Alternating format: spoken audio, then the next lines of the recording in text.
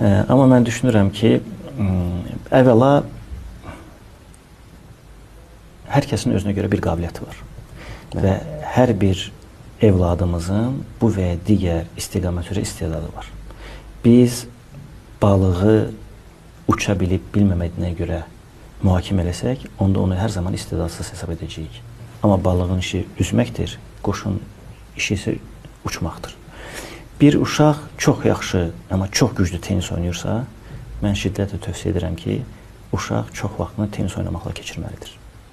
Hansı fəndən çox daha yaxşıdırsa, o fəndən daha çox vaxt ayırmalıdır. Çünki orada daha başarılı olacaqdır, orada daha çox irəli gedəcəkdir. Bu və digər fənlərin hamısını biz oxumalıyıq və orada müəyyən baza biliklərinə sahib olmamız kifayət edir. Amma hansı fənlərdə çox daha yaxşıyıqsa və marağımız oradadırsa, orada dərinləşməkdə fayda var.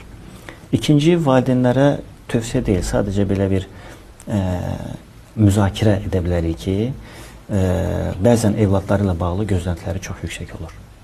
Hər uşağı olduğu kimi qəbul etməkdə fayda var və hər uşağın əldə elədiyi kiçik və ya böyük uğurları da bir uğur kimi saymaqda fayda var. Çünki 10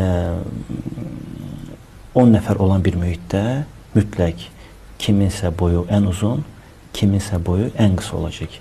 Boyu qısa olanın, boyu uzun olandan heç bir, belə deyək də, ya günahı yoxdur, ya da belə səhvi yoxdur. Ona görə 10 nəfər yarışırsa, aydın məsələdir ki, o 10 nəfərdən birinin xüsusi istedadı, qabiliyyəti daha çox olacaq. O hər zaman o birislərdən irəlidə olmuş ola biləcək. Amma 10-uncusu da nəsə eləmir, başarılı deyil, nələrsə həyata keçirmək istəmir deyə düşünməmək lazım.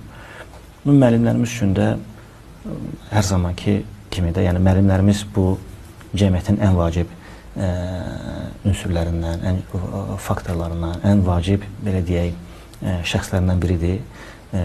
Onlara bu çətin işdə səbir diləyirəm, güc diləyirəm və hər zaman yüksək motivasiyalı olmalarını arzulayıram.